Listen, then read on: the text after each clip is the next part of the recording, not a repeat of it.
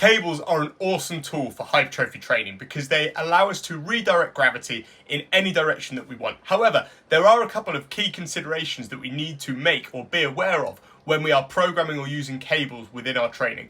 Point number one is that cables do not actually provide constant tension throughout the whole range of motion. They provide constant tension when we have 90 degrees between our forearm and the cable. And then when we are closer or further away than 90 degrees, we will have drop-offs in tension. And we can use this knowledge to basically adjust our setup to more bias the lengthened, shortened or mid-range of a given movement.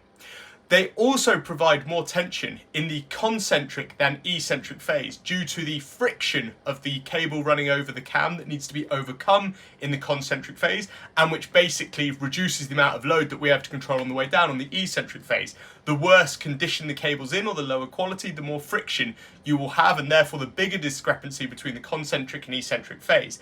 This typically isn't a great thing for hypertrophy, but it can increase the amount of metabolic stimulus we get because metabolites are produced primarily in that shortening or concentric phase of the rep. Another thing to understand when you're using cables, and a lot of people get very confused about this, is that the number that you see on the pin is not necessarily the amount of weight that you're lifting. You may well have noticed that when you change gyms, you might be able to lift double or triple on certain cable stacks. And this comes down to the number of attachments that the cable has onto the top of the stack, and also the number of cams and the shape of the cams.